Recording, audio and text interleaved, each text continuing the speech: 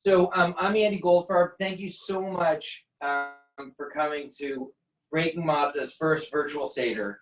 It's quite an extraordinary time, and this is an extraordinary moment. Before I introduce myself, I'd like just to have Kim provide some housekeeping.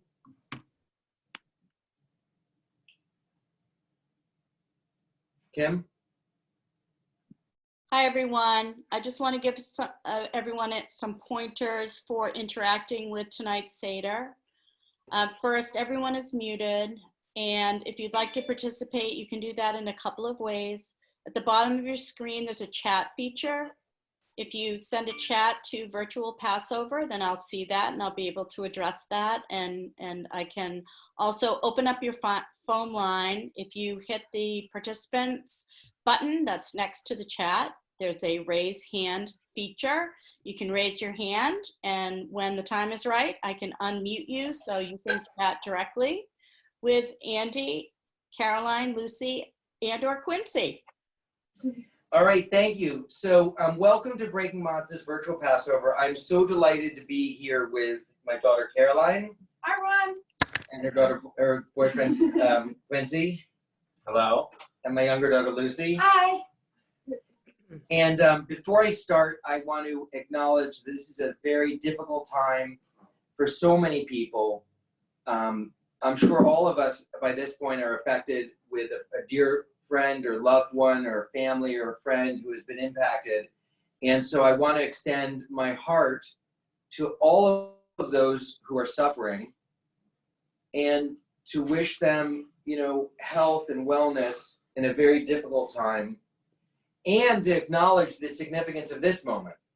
So I'm incredibly grateful for my Breaking Matzah team, for Valeria and Kim and Mark and Lynn. We literally put together virtual Passover in 5 days.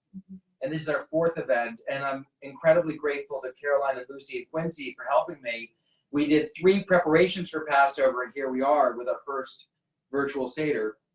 And for all of you who have taken time, 30 minutes out of your busy schedule to be here together.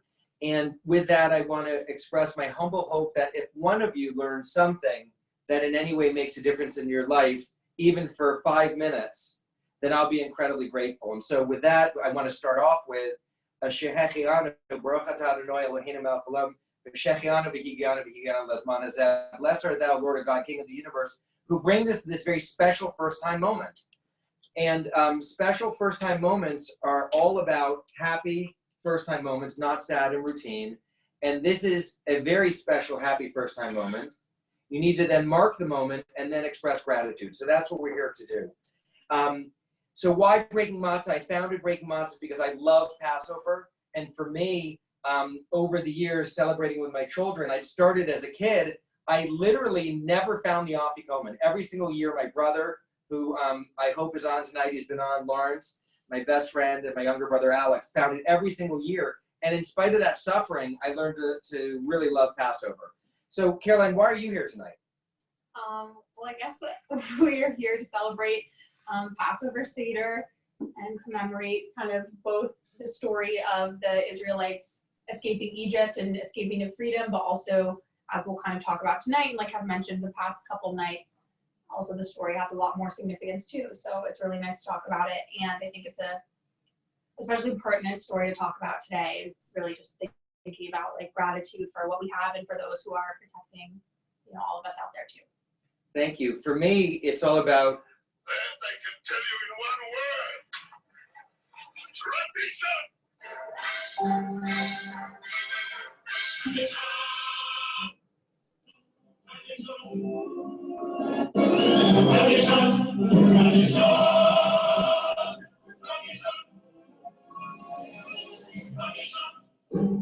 So the tradition of Passover started with Moses. He literally celebrated Passover Seder when they left Egypt.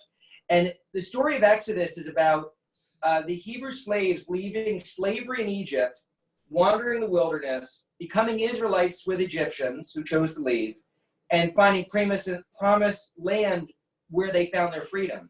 And so from that perspective, this journey of freedom is available to all of us each year. I think we each have our own slavery that we're in learning to grow from. So that's really why this is such an important story. In terms of the elements, I was thinking if you're going to celebrate Passover in 30 minutes, how do we do that? And so the first thing you have to do is, Quincy, would you mind? He's our AV guy. Would you go up there? The first thing we're going to do is, can you show this? No, it's the other one. It's the, yeah. So the first thing to do is to stop. And I just want to spend 15 seconds. We're going to be safe and secure during these 15 seconds and just enjoy the fact that we're here together collectively for 15 seconds.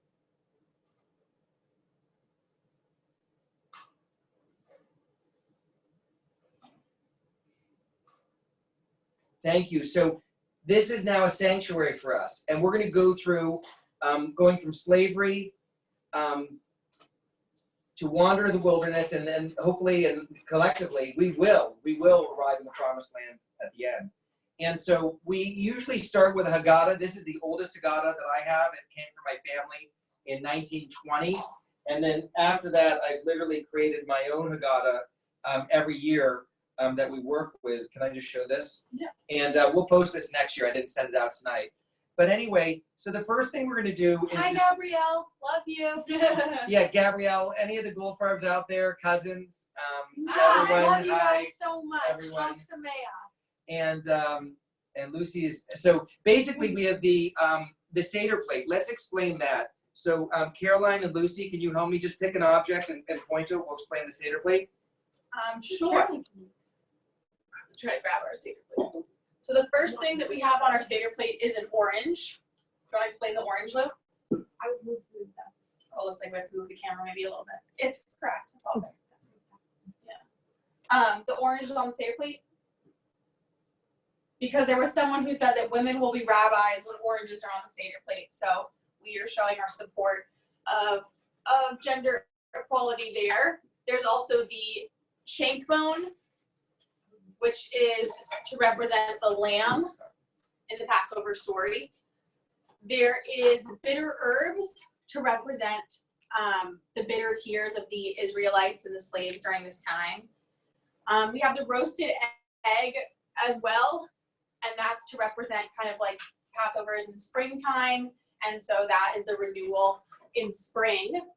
And then we also have the greens, again, kind of a springtime element, and then horseradish. Thank you. So just to amplify a couple things, does anyone want to share their own interpretation of anything on the Seder plate? If you do, we can open up for a comment.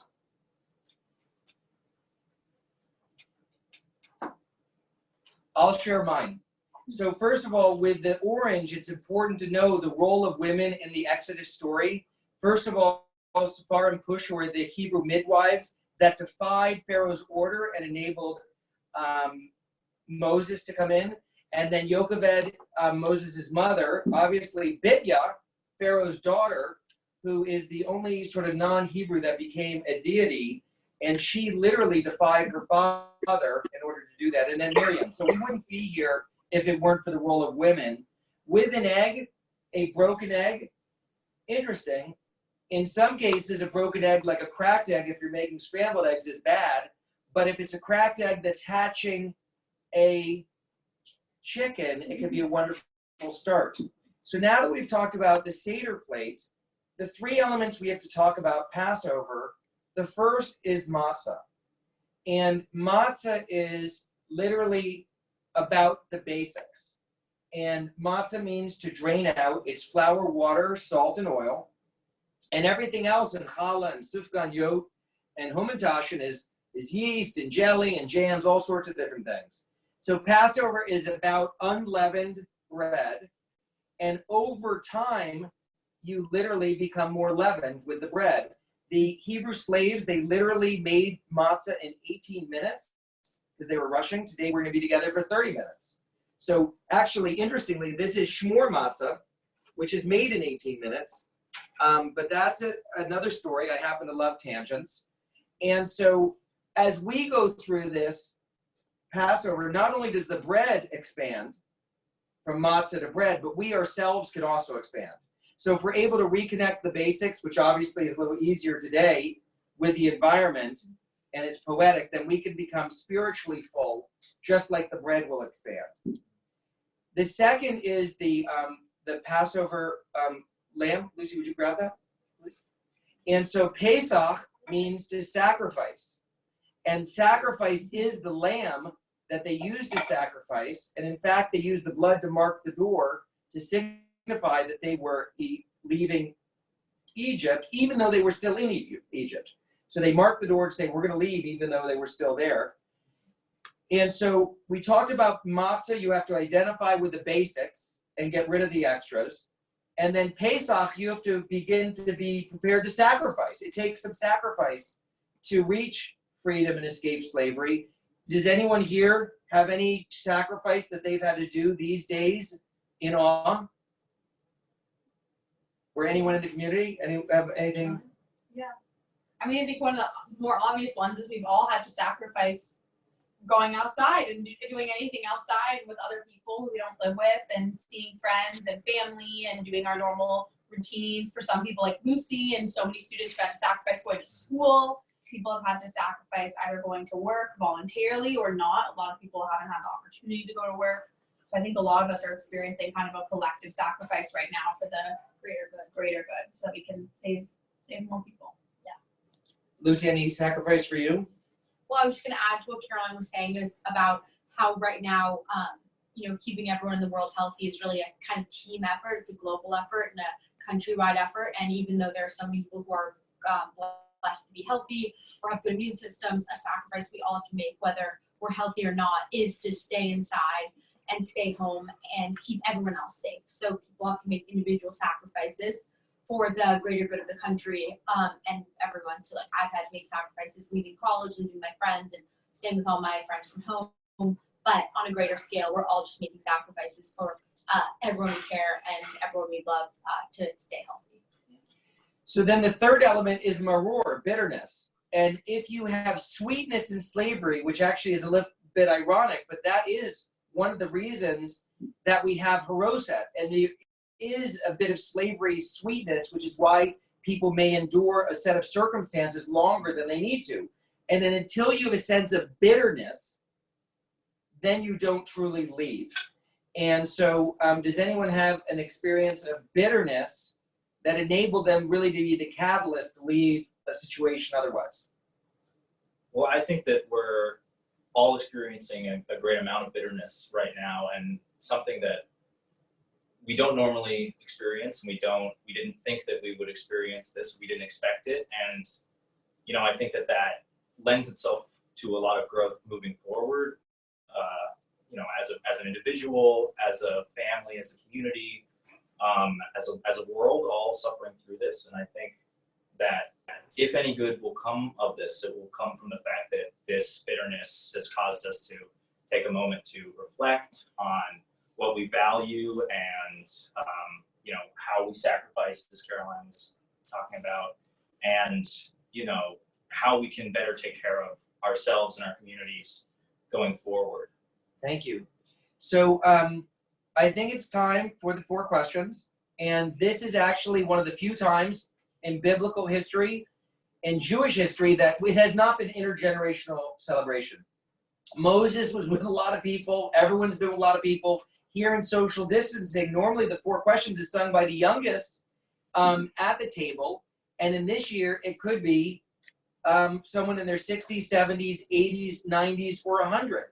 And I want to just give you a little context for our family. Can you go to page 4, please? 4, yes. And so here was the first Passover that our family has a photo of in 1930 in Dachau, Poland.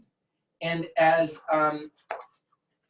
Quincy shows you, this is my family celebrating intergenerationally. And the youngest boy is Wolf Kelman, who became a famous rabbi. And then you see Matt Spish, my great-grandfather, and my great-great-great-grandfather, thank you, 150 years. And can you show them page 5? Mm-hmm. Hi, Gabby. So page 5 is the family tree. This starts with Adam and Eve to Abraham to Moses. And so I think it is important to acknowledge where we are. Thank you, Quincy. Yeah.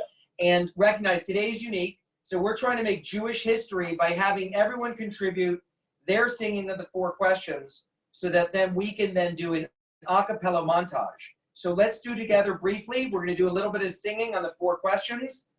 Manishtana halayla zeh shabbat haleilot shabbat haleilot shehad anuflim kameitzu matzah kameitzu matzah halayla zeh kulo matzah halayla zeh kulo matzah shabbat haleilot Anuflim she'ar yirakot, she'ar yirakot, halayla zeh maror. Shebacho halelotein anu mabilim, afinu pa'amechat, halayla zeh shitei pe'amim. Shebacho halelot anuflim bimshvinu bein misubim, Ben Yoshvinu, Ben Misavim, Halayla Hazeh, Mesubim. So this was Jewish history, and now we'll collect this video. Please send it to us. So that will be a shining light in the darkness. Does anyone know what Moses' name was? Does anyone know Moses' name? I can't say I remember. Kim, is there any way that anyone could tell us, do they know Moses' name? And do they know any other biblical character that he is related to thematically? I don't see anyone raising their hand. Where did Moses come from? What is his name? Does anyone here know? Basket He came from the basket. Excellent. from the water. Drawn from the water. His name means drawn from the water. We actually do not know his name. Moses may be one of the greatest biblical leaders. We do not know his name. And there's a lot of reasons why, but that's for the next time. We have more time. And the bottom line is he was named by Bitya, and he said to be drawn out. And so by doing that, he then came from water. And does anyone know the shape of the basket? Square. It was a rectangle. Like Noah's Ark. Exactly. So if you go to Noah's Ark, the description and dimensions and the way that Noah's Ark was also a rectangle, just like Moses' basket. What do people generally think that Moses' basket or the Noah's Ark was shaped like? An oval? An oval with a keel. A circle? And so if you have a rectangle, how is that different from a keel that floated through the water? It has corners.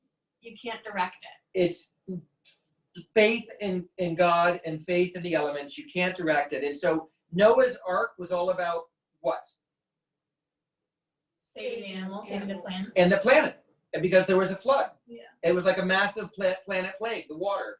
And so Noah delivered the next generation. He was the first Sadiq. And Moses delivered the next generation. So that's a little bit of a fact. We talked about the key elements. I'm going to talk about the 10 plagues. I think there's more than 10 this There's year. 11 plagues 11 this plagues. year. This year, there's 11 plagues. And I'm not smiling in terms of the plague. And in the context of this 30 minutes, we do want to have a little fun and smiles. So if we joke around, it's not in any way diminishing the experience that will happen outside of these 30 minutes. But as I said, we have our own little sanctuary. So let's go over the plagues. There's now we have an 11th plague. So if you go, Coronavirus. yeah, exactly. And so if we go over the plagues, we have we're going to tell the story of them leaving. And Quincy, can you pass the wine, please, as well? Maybe where the cups. Yeah. Here, Lou, pass your glass. It's my bat mitzvah glass. And each of us have that in their own way. So where did what was the first plague? Does anyone know? First flood. Blood. And where did that start? In the water. It started in the water. And then where was the next plague? Firstborn. That was the last That was the last one. And so, I tried. Lice. so it went from the water Right there. to the land and to the frogs. And so by doing that, what's happening is it goes from the water up to the frogs, and then it's on page 58. And then it went to the lice. Can you read, Lucy? And then it went to the cattle. I can say it. It had lice, and then beasts, and then the cattle disease, boils, hail, locusts, darkness, and then the plague of the firstborn. And so if you think about it, it went from the water to the land to the air to the sky. And it really impacted everyone. And this is the 11th plague, which is also impacting everyone. So now I gotta do a little magic trick. Lucy, can you help me? This is Lucy made this. And these are what? Are these ordinary pieces of matzah? They look ordinary. Ordinary. Yeah. Anything special? Ordinary? Normal matzah. 3 ordinary pieces of matzah. I'm gonna shuffle them. And now what I'm gonna do is I'm gonna take the middle piece of matzah, and then I say abracadabra, which in Hebrew means I create as I speak, which is Hebrew. And look, 1, 2, 3. Just like that. I just made the afikomen, and I turned an ordinary piece of matzah into an extraordinary Wow. piece of matzah. It's the little things. So there are no superheroes in life. They are in the comic books. And the world is full of ordinary people doing extraordinary things. And that's a metaphor for the afikomen. The afikomen took place in Sifuna, which is the false god of the north. When the Israelites had the choice of Pharaoh's army behind them, the Red Sea in front of them, or the false god of the north. And they decided to seek faith and freedom in the Red Sea, which parted, and then they digested the hidden part of themselves. So that's part of the story of the afikomen. We'll do a quick thing. Lucy, if I hide it, and then Lucy will find it, I found it. and then she gets rewarded with a break matzah coin. What a collectible. So now I'm what gonna we put gotta it in my do treasure drawer. is we're gonna go through, we're gonna have the haroset, where we have, in our family, we do 10 types of haroset. Caroline, can you tell them, what did you make last night? Last night or 2 nights ago, we made the curacao haroset, which is a new kind of haroset for us. And it's actually really good, and they are in balls instead of the kind of normal texture. So that was Perfect fun. for your quarantine convenient needs. So basically, we do 10 types of haroset. Every year we try to have a new recipe from around the world, whether it's from Yemen or India or Morocco, Italy, etc., all on China. breaking matzah. And the idea is that people of different flavors share a common blessing. So we also have etrog marmalade. And now what I'd like to do is we had a question, which was, if you could bring someone tonight, the glass for Elijah, and Quincy, would you mind pouring wine for Elijah? It becomes even more poignant this year because there's a lot of us that have people that we wish could be here. Is anyone able to share someone who they wish could come here and represent, Elijah? I will share. I really wish my mom was here. She's here with us in spirit with the chocolate matzo mousse cake. Is there anyone in the community, you can just say their name, of who you wish was at your Passover Seder table tonight?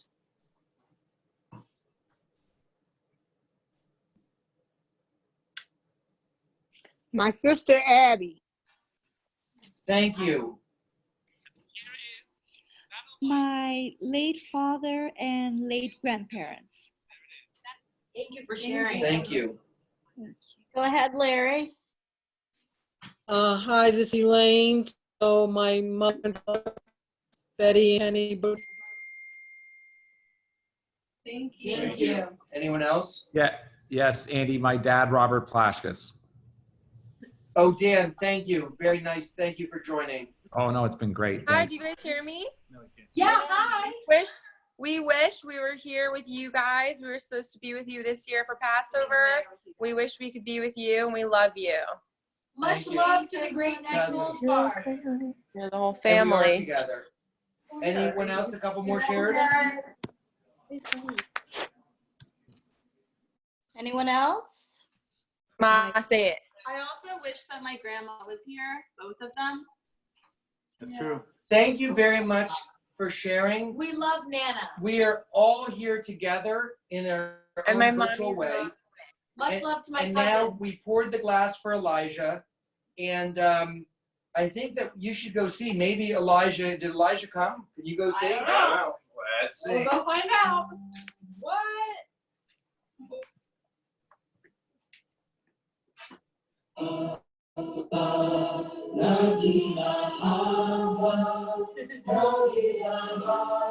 Come back. They were waiting at the door. It was so weird. What? Alright.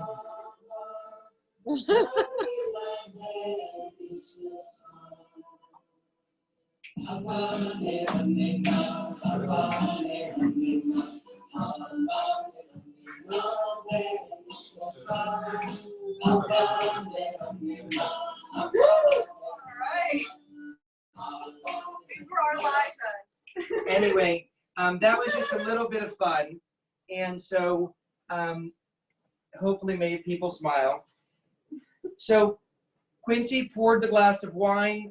We did the hand washing, Lucy. Can you pass this around? Yes. This is the hand washer. I showed you the Haggadah that's been in my family since 1920. This has been in our family since 1880. It's my most prized possession next to the world's oldest etrog, which I also have. And so we wash our hands to represent crossing the two bodies of water.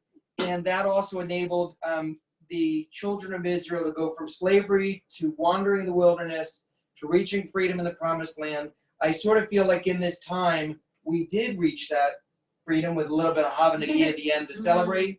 And now we have 4 glasses of wine. We're drinking them simultaneously. And so as we say, Baruch atah Adonai Eloheinu melech haolam, borei pri hagafen, blessed art thou, Lord God, King of the universe, who brings us this wine. And interestingly, hagafen is the only prayer for wine. Prayers are normally for source of food, from the ground, ha'adamah, from the air or tree, ha'etz. Hagafen is only for wine. Why? Blessed art thou, Lord God, King of the universe, who brings us from the suffering, spoiled, rotten, old, fermented grape to the soaring, sanctified, celebratory wine, which is a catalyst for all biblically based traditions and many human interactions. And in every moment of celebration, of which this is one, we at the same time acknowledging the suffering that we've had to persevere. And in baseball terms, our great baseball player in Boston Red Sox, Big Papi, every time he hit a home run, he touched home plate and thought of his mom who was in heaven. I think of my mom who was in heaven, all the suffering around the world of dear friends and family who are there and at home. You may have just found out that you may be sick very, very recently, or you've been suffering longer. So with that suffering, now we celebrate L'chaim to next year in Jerusalem and Jerusalem together. L'chaim. L'chaim. Our family tradition at the end involves some really speed racing at the end, which we won't do, but we do enjoy singing the Chad Gad Yah, which we will do, and that we do briefly, quickly, and we'll do it in Hebrew and then a little bit English. Chad Gad Yah, Chad Gad Yah. Then came one little goat. Then came the fire that burnt the stick, that beat the dog, that ate the goat. My father bought for two zizim. Chad Gad Yah, Chad Gad Yah. Then came the water, quench the fire that burnt the stick, that beat the dog, that bit the goat. The goat. My father bought for two zizim. Chad Gad Yah, Chad Gad Yah. Then came in August, drinking water, that quenched the fire that burned the stick, that beat the dog, and bit the cat, that ate the goat. My father bought for two zizim. Chad Gad Yah, Chad Gad Yah. So now we just have a couple minutes left. I feel like there's so much more that we could have talked about, but I feel like we covered some meaningful things. Is there anything in the community, Kim, that anyone wants to acknowledge or share in this brief moment? If anyone would like to share anything with Andy, you can raise your hand. I'll unmute your line, or you can type it quickly in the chat panel, and we'll stand by for a few seconds just to see if there's anyone.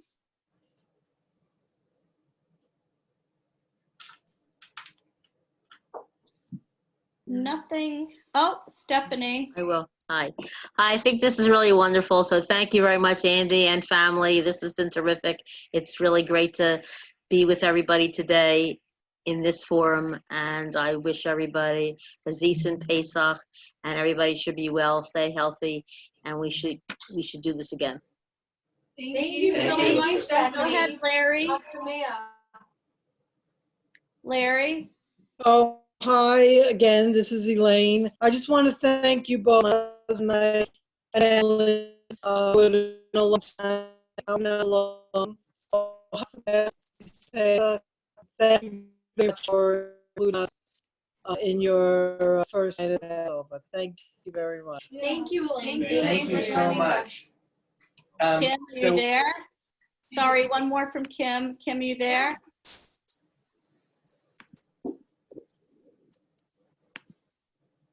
Can you hear me now?